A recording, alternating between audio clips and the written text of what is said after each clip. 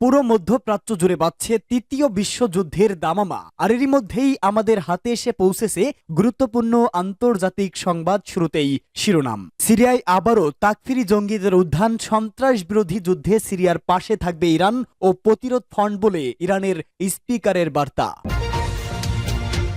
পরেই জানিয়ে দিব বেইত লাহিয়ায় ইসরায়েলের ভয়াবহ হামলা, আরব লীগকে জরুরি বৈঠকে বসার আহ্বান জানালো ফিলিস্তিন।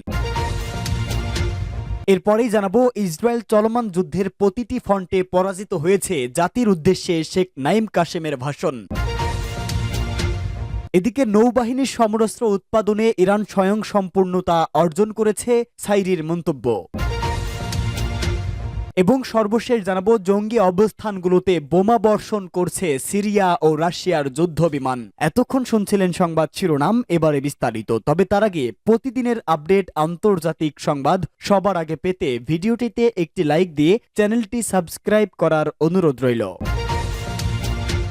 সন্ত্রাস বিরোধী যুদ্ধে সিরিয়ার পাশে থাকবে ইরান ও প্রতিরোধ ফ্রন্ট, মন্তব্য স্পিকারের। ইরানের পার্লামেন্ট স্পিকার মোহাম্মদ বাকের কলিবফ সন্ত্রাস বিরোধী যুদ্ধে সিরিয়ার পাশে থাকার ঘোষণা দিয়েছেন। আরব এই দেশটিতে সম্প্রতি উগ্র তাকফিরি সন্ত্রাসীদের তৎপরতা বেড়ে যাওয়ার পর তিনি এই ঘোষণা দেন। কলিবফ নিজের অফিসিয়াল এক্স পেজে দেওয়া এক পোস্টে লিখেছেন, আমেরিকা ও ইহুদিবাদী ইসরায়েলের ষড়যন্ত্রে উগ্র তাকফিরি জঙ্গিরা আবার নতুন করে শক্তি সঞ্চয় করেছে। তিনি সিরিয়ার প্রতিবেশী দেশগুলোকে সতর্ক থাকার এবং এই ষড়যন্ত্রের ফাঁদে পা না দেওয়ার আহ্বান জানান। ইরানের পার্লামেন্ট স্পিকার বলেন, ইহুদিবাদী ইসরায়েলকে পরাজিত করার পর তার দেশ ও প্রতিরোধ ফ্রন্ট অতীতের মতো সিরিয়ার সরকার ও জনগণের পাশে গিয়ে দাঁড়াবে এবং নয়া এই ষড়যন্ত্র নচ্ছাদ করে দেবে। হায়াত তাহরির আশ-শামের নেতৃত্বাধীন উগ্র তাকফিরি জঙ্গিরা গত বুধবার সিরিয়ার উত্তর পশ্চিমাঞ্চলীয় আলেপ্পো ও ইদলিব প্রদেশে বড় ধরনের আক্রমণ চালায়। কোনো রিপোর্টে বলা হচ্ছে তারা বেশ কিছু এলাকা দখল করে নিয়েছে। তখন থেকে সিরিয়ার সেনাবাহিনী হাতছাড়া হয়ে যাওয়া এলাকাগুলো পুনরুদ্ধার করতে সন্ত্রাসীদের সঙ্গে তুমুল লড়াইয়ে লিপ্ত হয়েছে। সিরিয়ার সেনাবাহিনীর জেনারেল কমান্ডার এক বিবৃতিতে বলেছে, তাদের হামলায় শত শত সন্ত্রাসী হতাহত হয়েছে এবং তারা ভয়াবহ ক্ষতির সম্মুখীন হয়েছে। সিরিয়ার সেনাবাহিনী উগ্র জঙ্গিদের কয়েক ডজন সাজোয়া যান ধ্বংস এবং অন্তত 17টি ড্রোন ভূপাতিত করেছে বলে বিবৃতিতে জানানো হয়। তাহরির আশ-শামের মতো উগ্র জঙ্গি গোষ্ঠীগুলো ইসলামের নাম দিয়ে যুদ্ধ করলেও তারা গাজা উপত্যকার উপর ইসরায়েলের গত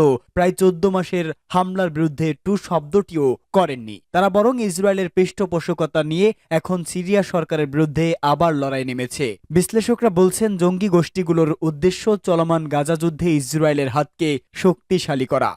আরব লীগে জরুরি বৈঠকে বসার আহ্বান জানালো ফিলিস্তিন। বেইত লাহিয়ায় ইসরায়েলের ভয়াবহ হামলা। অবরুদ্ধ গাজা উপত্যকার উত্তর অঞ্চলে বেইত লাহিয়ায় ইহুদিবাদী ইসরায়েলের হামলার প্রেক্ষাপটে আরব লীগকে জরুরি বৈঠকে বসার আহ্বান জানিয়েছে ফিলিস্তিনি কর্তৃপক্ষ। গতকাল ফিলিস্তিনি স্বশাসিত কর্তৃপক্ষের প্রেসিডেন্ট কার্যালয় থেকে প্রকাশিত এক বিবৃতিতে এই আহ্বান জানানো হয়। এর আগে 24 ঘন্টায় দখলদার সামরিক বাহিনীর হামলায় প্রায় 100 ফিলিস্তিনি শহীদ হয়েছেন। ফিলিস্তিনের রাষ্ট্রীয় বার্তা সংস্থা ওয়াফা এই বিবৃতি প্রকাশ করেছে। এতে হুঁশিয়ারি উচ্চারণ করে বলা হয়েছে, উত্তর গাজায় ফিলিস্তিনি জনগণের উপর ক্ষুধার যুদ্ধ চাপিয়ে দেওয়া হয়েছে। বিবৃতিতে ইহুদিবাদী ইসরায়েলের হামলায় ফিলিস্তিনিদের ঘরবাড়ি ছাড়া করা এবং তাদের উপর ভয়াবহ অনাহার চাপিয়ে দেওয়ার বিষয়ে আলোচনা করার জন্য আরব লীগের পররাষ্ট্রমন্ত্রী পর্যায়ের জরুরি বৈঠক ডাকার আহ্বান জানানো হয়েছে। এই বিবৃতিতে আরো বলা হয়েছে, গাজা উপত্যকা থেকে উত্তর অঞ্চলকে বিচ্ছিন্ন করার জন্য দখলদাররা অনাহারকে অস্ত্র হিসেবে ব্যবহার করছে, যাতে ফিলিস্তিনিরা তাদের ঘরবাড়ি ও মাতৃভূমি ছেড়ে অন্য কোথাও চলে যান। ভয়াবহ হামলার মধ্যে ইহুদিবাদী ইসরায়েল সাধারণ ফিলিস্তিনিদের কাছে কোনো ত্রাণ সামগ্রী পৌঁছাতে দিচ্ছে না। এ নিয়ে আন্তর্জাতিক পর্যায় থেকে ইসরায়েলের প্রতি বারবার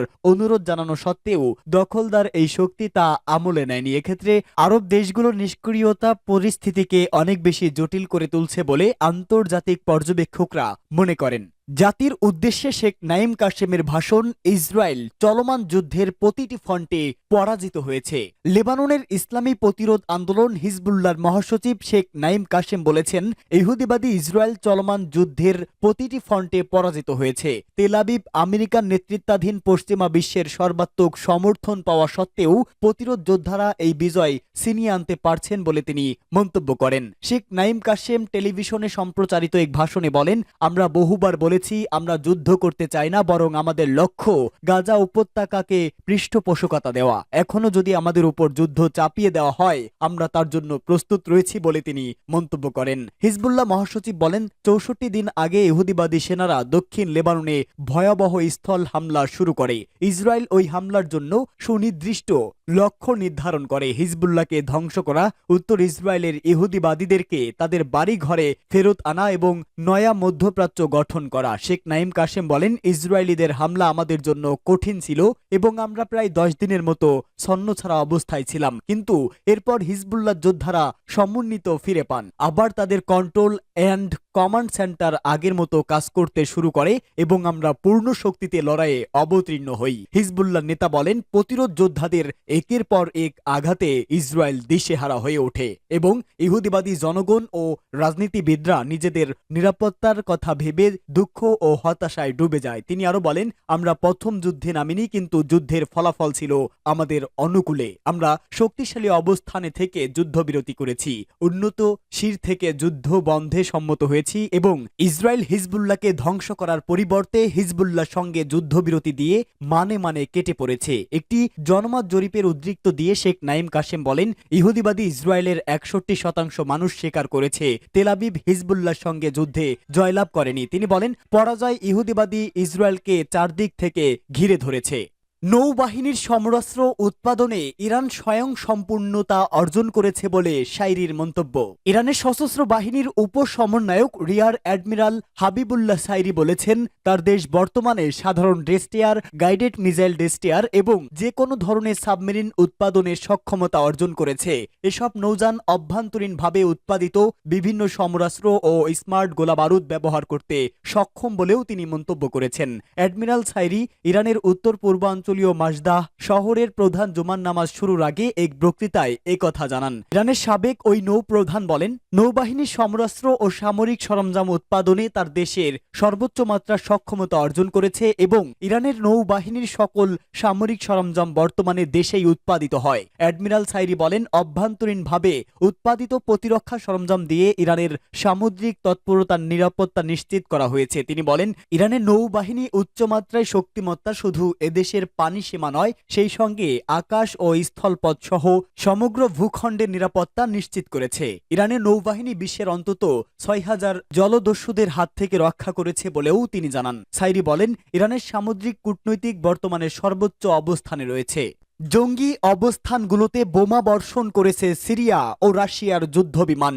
উগ্র জঙ্গিদের হামলায় সিরিয়ার সার্বভৌমত্ব লঙ্ঘিত হয়েছে বলে মন্তব্য রাশিয়ার। সিরিয়ায় উগ্র জঙ্গিদের পুনরুত্থানের তীব্র নিন্দা জানিয়ে রাশিয়া বলেছে, সন্ত্রাসীরা সম্প্রতি সিরিয়ার উত্তর পশ্চিমাঞ্চলে যে হামলা চালিয়েছে তাতে দেশটির সার্বভৌমত্ব লঙ্ঘিত হয়েছে। ক্রেমলিনের মুখপাত্র দিমিত্রি পেসকভ এই মন্তব্য করে বলেন, জঙ্গিদের সাম্প্রতিক হামলা ছিল সিরিয়ার সার্বভৌমত্বের বিরুদ্ধে আক্রমণ। দামেস্কে দ্রুততম সময়ের মধ্যে পরিস্থিতি নিজের নিয়ন্ত্রণে নিয়ে আসতে পারবে বলে আশা প্রকাশ করেন পেসকভ। তিনি বলেন, আমরা চাই সিরিয়া কর্তৃপক্ষ অবিলম্বে আইন শৃঙ্খলা পরিস্থিতির নিয়ন্ত্রণ গ্রহণ করুক। হায়াত তাহরি আর শামের নেতৃত্বাধীন উগ্র তাকফিরি জঙ্গিরা গত বুধবার সিরিয়ার উত্তর পূর্ব অঞ্চলীয় আলেপ্পো ও ইদলিব প্রদেশে বড় ধরনের আক্রমণ চালায়। কোনো রিপোর্টে বলা হচ্ছে তারা বেশ কিছু এলাকা দখল করে নিয়েছে।